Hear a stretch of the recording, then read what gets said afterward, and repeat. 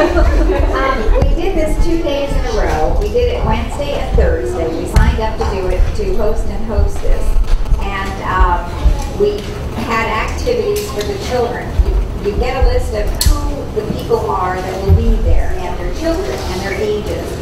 And sometimes you are asked to bring activities. So we were asked, and we brought activities that were age related.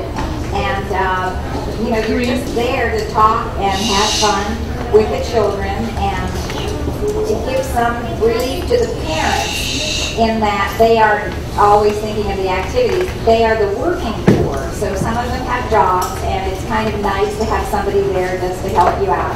Be another arm to hold. Nick is a not a great-grandfather, but he's a really good grandfather.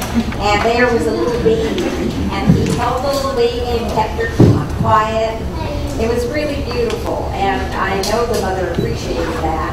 And then we were there on Thursday, and it just so happened that they served, there was a family from St. Luke's that made the Thanksgiving dinner, and everything was made from scratch. It was a grandmother, a mother, and a daughter. And then there were several other people that came to eat, but it was a very mixed group. And things don't go really as smoothly as you think they might, so you have to really be prepared to kind of take it as it comes. The night that we got there, the place was locked and the families couldn't get into their rooms. But we had numbers to call, and the people were very responsive. They came quickly, they unlocked the doors, they got them in, and they're from other churches, which we think is the most beautiful thing because it's an interfaith type of group. But the children had activities, the parents were given some relief, and we had great food. And the really other best thing for us was that my sister and brother-in-law joined us. It was their very special anniversary. So they had come for a few days, and then they said, oh, well, we'd like to do that too. So they came, and it was really, really fun, because then that was the more the merrier, and they were very helpful.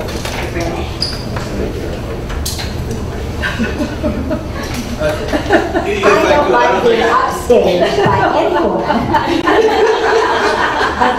I don't think I need the microphone. Can everyone hear me? Yes. Yeah. One thing about this particular event that we were in on Thursday, or Wednesday and Thursday, was that the families were African American, all three families. And one thing that I noticed on Thursday, when the family from St. Luke's brought the turkey dinner, and it was very obvious to me that the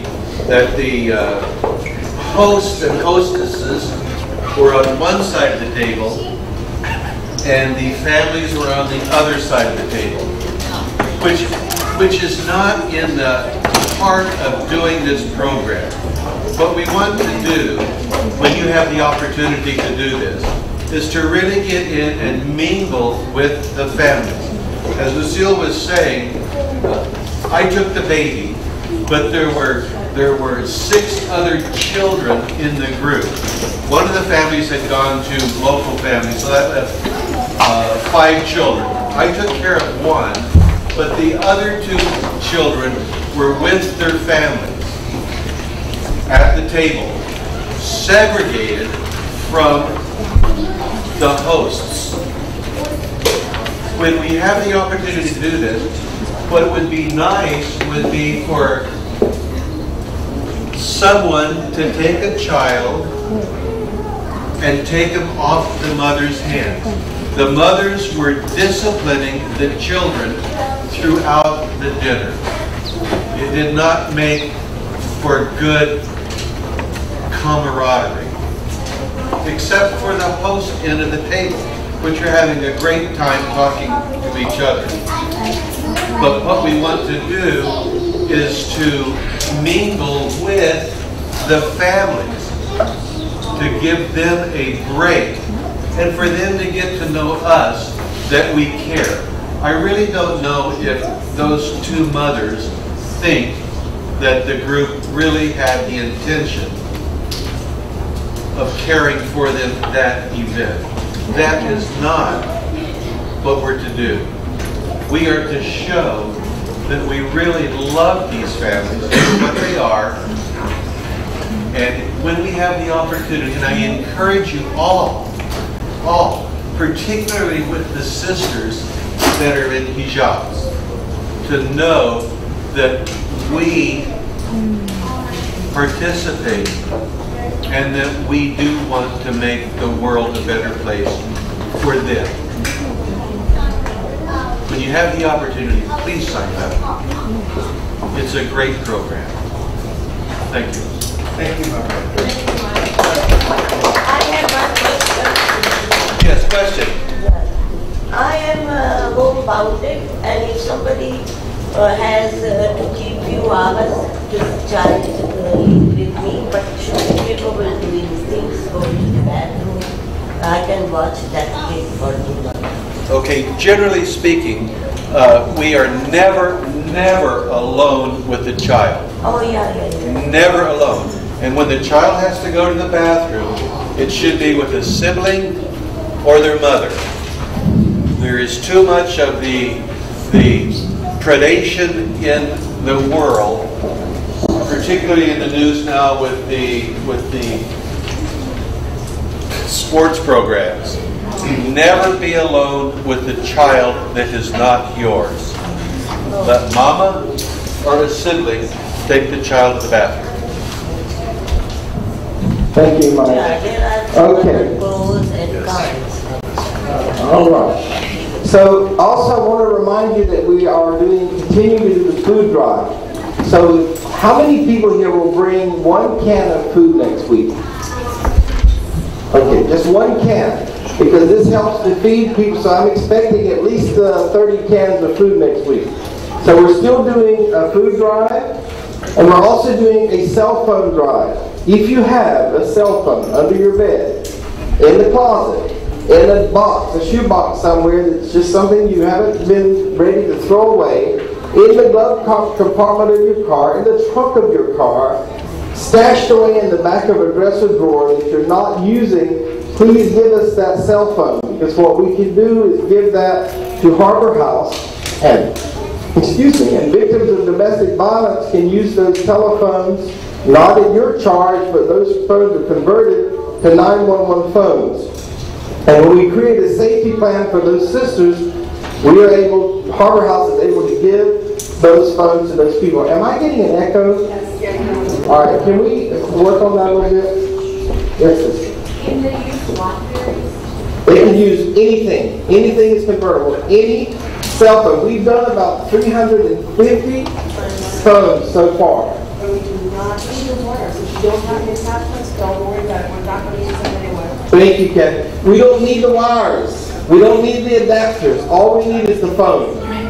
So if you've got one and you think, well, I don't have all the accoutrements, forget about the accoutrements, give us the phone.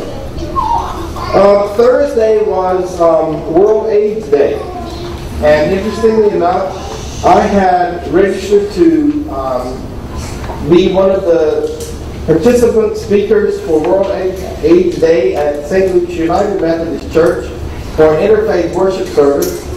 And my lovely wife, who is the only one that's supposed to book me, had booked me at Brevard Community College. I had agreed to do something without checking it out with my boss, and so I had to send her to lead the prayer, and I had to go to Brevard Community College. So it was a great response to having a Muslim participate in that event. And what we need to understand is that AIDS is in our community. It is not a gay disease. It's a disease that affects everyone. And the likelihood, we have a nephew that has AIDS in South Africa. I know many people that have AIDS from blood transfusions and all other kinds of situations. If we want a world that works for everyone, and we want to really demonstrate what Islam is, we have to stop living in a vacuum and get out there and show people what Islam is. Because Islam is not just saying Salam Alaikum. Islam is making the world a peaceful place.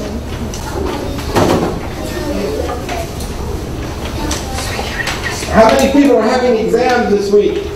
You. Besides me, look at the hand. Everybody must be praying for those people that had their hands up. They are enduring stress, but you heard the word enduring, with patience and perseverance.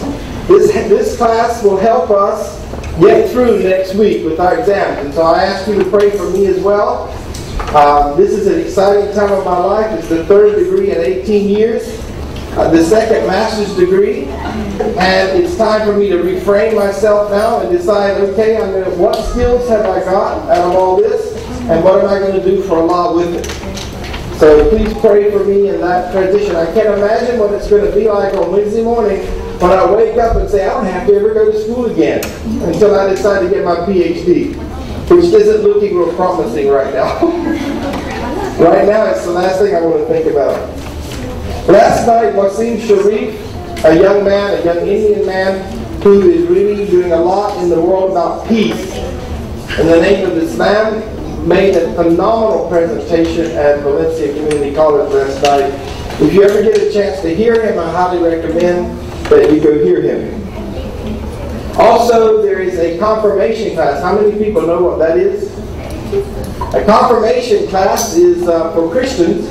Whenever they go through a certain learning and they are becoming Christians, then they get confirmed. The word confirmed is typically used in the Catholic Church. When a child is confirmed into the Catholic Church, is the whole ritual that takes place. We're in the process of organizing a confirmation class. Come to the masjid and experience what it is to be in a masjid. This is probably a first. I've never heard of a confirmation class coming to the masjid. But that just lets you know that we're on the cutting edge. We're doing things that other people aren't doing.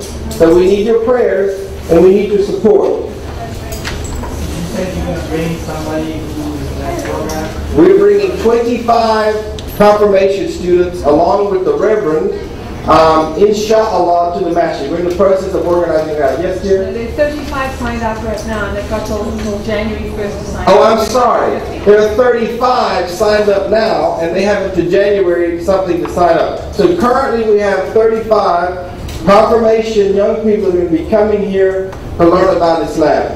That's for next month? January. Yeah, it will not be an open event. It will probably happen at 10 or 11 o'clock during the week, and I'll do a lecture. Is that what we're thinking right now? It's going to be on a Saturday. It's going to be on a Saturday. Okay, alhamdulillah. Anyway, pray for that event. Yes, sir. It will be here then? No. It will be in the masjid. Oh, so what day will be what day? We don't have the date yet. We're working on it. Okay. We're working on that. I just like to let people know what we're working on. Tentative plans and definite plans. Okay. Also, how many people? Not how many people. I'd rather say how many people are not going. So I'll get just a few hands. But we're going to start the Faith Club back, hopefully, the last week in January. How many people will represent Islam and will show up? Alhamdulillah, that's wonderful. So we will keep you posted, but probably the last week in January is what we're looking at right now. We're trying to get that clarity along with the minister at St. Luke's United Methodist that we're working with. So we'd love for you to participate in that. I just learned that I'm going to be on a panel in Stetson University in January. I don't know the date yet, regarding Arab Spring. So I will ask you to pray that Allah will guide me and teach me and help me to present in a way that's pleasing to Allah. And I believe that that is all of the announcements for today. Alhamdulillah. How many people are graduating? Anybody graduating in December besides me? MashaAllah. Alhamdulillah. Way to go, you guys. And Natasha is also graduating. So, alhamdulillah. So, what have we been talking about?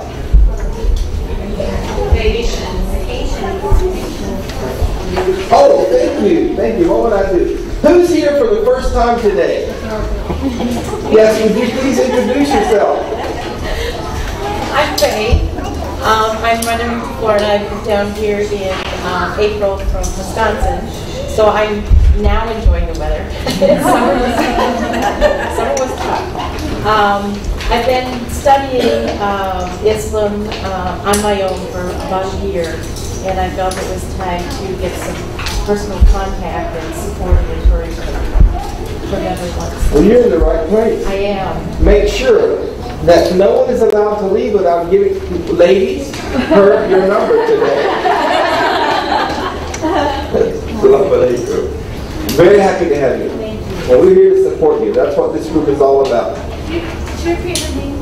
Faye. Faye. Is that F-A-Y-E or F-A? That's right. Okay, good. First thing to go is hearing. So sometimes I hear Faye and I think it's Faye. You know what I'm saying? And we also have another visitor today. Will you introduce yourself, sister? Oh, my name is Asimaha. I'm a doctor, but I'm retired now. And I came here because I have time now. Before I was so busy. I wasn't going to many Islamic gatherings. So now I want to know what's going on. Is time dying period coming? So I should do more things about that. I'm sorry, this is the truth. Because when we are young, we think we will never die, we will never be old. But the fact of the life is we all get old. So we should keep on working for the afterlife. That's why we're very happy to have you. What can I participate? What can we do? I am enjoying and I want to mix up with different kinds of people, all races, all variety. We're very happy to have you. Thank you. Alhamdulillah. Did I leave anyone out? Is there anybody else here for the first time? Well, we're very happy to have all of you here. Did I leave somebody out? Oh, Baba, are you just thinking there? Okay. Alhamdulillah. So what have we been talking about? A lot of patience, perseverance. What did we learn specifically?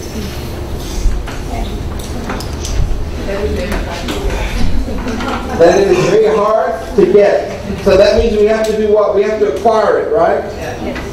We're not born with Right. We're not born with it. What does the Quran say about us? We're actually born without it. And we're born a little bit irritable on the edge, and we have to acquire this thing called patience, right? We're born with an uneasy spirit. With an uneasy spirit, yeah. That's exactly. How many verses are there in the Quran about patience, approximately? 103. How much? 103. 103 is the number that I gave you, but you're right. I accept either of those answers. It's more than 100. Okay? What are some of the definitions of patience? Well, Allah help me. Well, I'll help you. You don't always have arrogance and anger.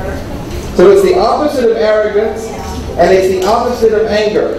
Truly patient person. Say that again. A truly patient person. A truly patient person does not get angry. Very good. What else? Perseverance. Say that again. To persist. It means to persist. Is anger just for when everything is going bad? I mean, is patience just for when everything is going bad? No. Sister, what's else? Patience means more than just not getting upset with you in a line. Thank you. Everyday life. Right. This is not a definition of patience. Well, I'm back here and I'm waiting for all the ladies to get their food so I can get mine. That's not a definition of patience. Okay. I want to talk a little bit more about it. It is one of what I want you to answer when you get your exam. Is it is one of the characteristics of being a Muslim. It is one of the characteristics of being a Muslim to be patient. It is part of your personality traits. It is something that you must develop. It is a command of Allah. Do you remember that? It's not an option. It's not optional. It's not like, I don't want to be patient. Who wants to be patient? Imagine that. It's not an option. It's a command of Allah. 103 times it's mentioned. Now, is there dignity in a life of a person who doesn't have patience? No. There's no dignity. How many people here want to develop dignity in your life? Alhamdulillah. Anybody don't want to develop dignity in your life? Alhamdulillah. Can you have esteem and not have patience? No. Can't have esteem either. So when we go to see a psychiatrist or a psychologist or a therapist, and we don't have self-esteem, or we have a self-esteem issue, one of the healing factors for that is when we conquer our impatience. Because then we begin to have esteem. A person that blows up every time something doesn't go their way is not a person that has esteem or dignity. They're a person that typically, when you see them coming, you head in the other direction. Instead of saying alhamdulillah, you say, oh my God. You keep going. So, let's see here. What are some other things? Can you have poise if you're impatient? Can you have nobility and be impatient? No. Is nobility and poise and esteem and all that enjoined upon us as Muslims? Yes, it is. Okay. We're actually in sin when we're being impatient. That's exactly right. All right. So, what about, does it require patience to repel evil? Oh my God. Right. Now, let me ask you something. We're talking about patience to repel evil, but at the moment when you're faced with an evil, do you have this sense of malaise or this sense of difficulty going on? Yes. Yes, sometimes. But what about when it comes time to pray? You need patience, right?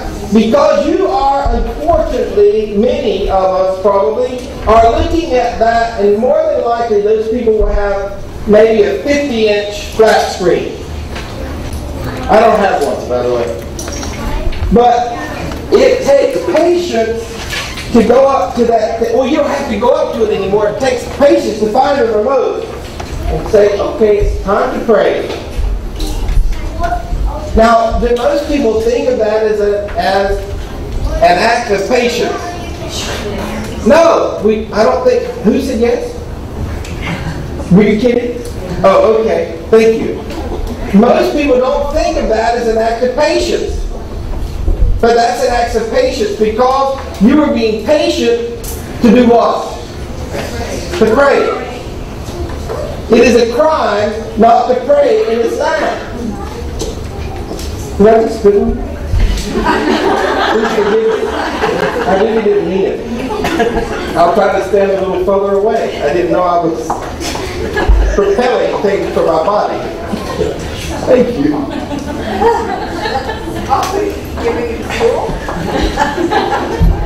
At least it'll be water this time. Sorry about that. I thought maybe I was seeing things.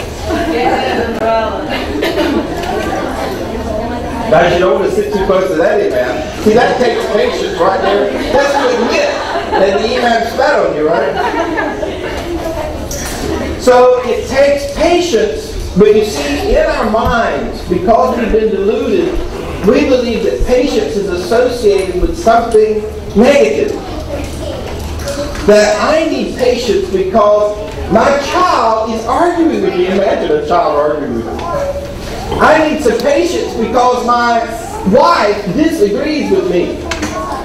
Most of us think of needing patience in sort of a negative or an adverse situation. Right? Or wrong? Right. Yes, Sister Kay? No, okay. And you see, it requires patience for us to concentrate when the children in the back are competing with me. Yes, Sister